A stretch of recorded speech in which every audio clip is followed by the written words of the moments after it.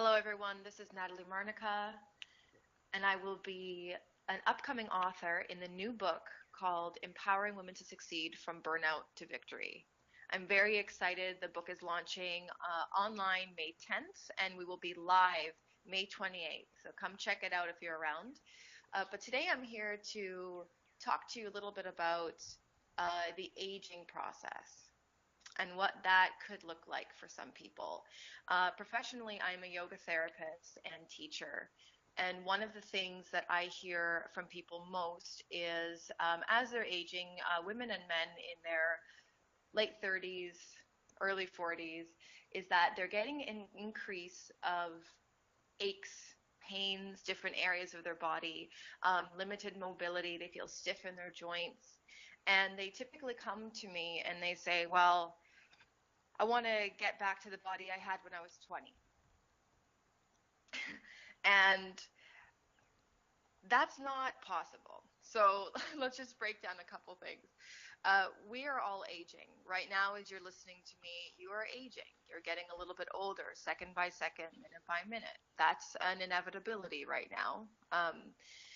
And what we could do is work with the process so that we're actually aging in a way that supports and enhances our lifestyle, whether we are athletes, whether we are just people who like to be active, if you have certain hobbies to try to maintain that as long as you can.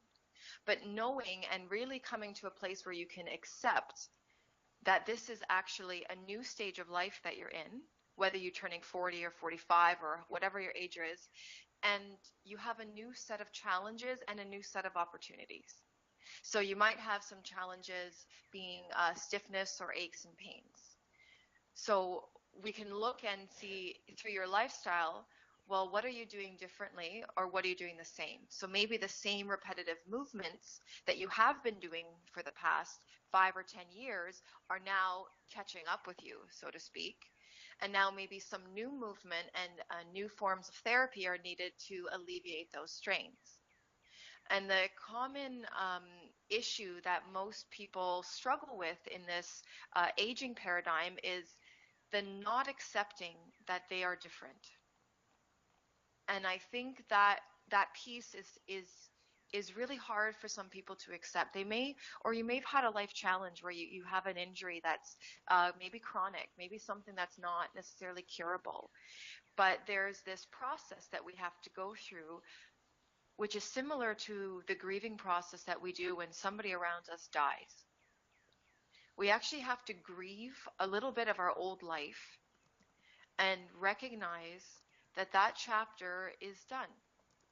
And it's not to say that you can't improve where you are.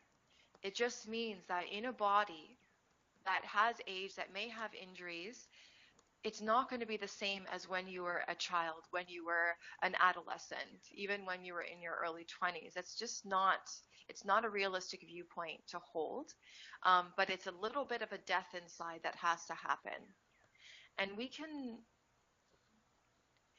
can choose to recognize that and to start building a new life, or we can choose to continue to suffer, wishing that we were, 10 years younger. And one of the ways I work with people is just to meet them where they are. So in yoga therapy or in some group yoga classes, I offer people specific ways to move their bodies that is in alignment with how they're functioning now. So if they have limited hip mobility, we start to work on ways that we can improve that together. We start to build a relationship around, okay, what can we do now? So always looking at the opportunities. So, you know what, maybe you can't play golf anymore. Maybe it's just not a thing that your body will allow at this moment, but maybe we can take up something like Tai Chi. Maybe we can take up a form of yoga. Maybe you can take up a form of, light martial arts or hiking or walking, and start to really brainstorm new ways that you can engage with your body that are empowering for you, that make you feel like you can do things still, that you're not, just one step away from a coffin. You're not ready for the grave because you can no longer do something you love to do, find something that will feed that again, that will spark that curiosity, that will spark that interest, and start to let your brain percolate with that, and let it be a process that's enjoyable, trying the new things and not getting discouraged. Um, Another thing that I always recommend to people, especially if they're experiencing a lot of joint pain, um, is Ayurvedic treatment. So Ayurveda is a sister science of yoga, and it's the way that we feed our bodies based on our particular constitution. And you can find out your constitution. You can go online and you can Google Ayurvedic doshas, DOSHA, and fill out questionnaires, and you can get an understanding of kind of where you are on this list of um, not choices, but list of body constitutions, and then learn how to feed your body in a way that supports it.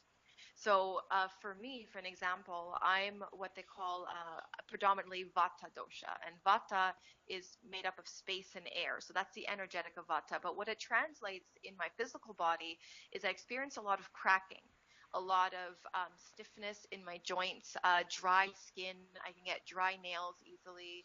Um, my hair is away. I have a very thin, lean figure, and this is all associated with the specific constitution. So what I do for myself is every day I do oil treatments for my skin and for my body. And what that does is it helps me improve my range of motion in my body. It takes down any excess inflammation I may have, and it lubricates my skin so that I'm not drying out. So that's a little way that I work with my own body in order to keep it functioning as optimally as I can in any given moment.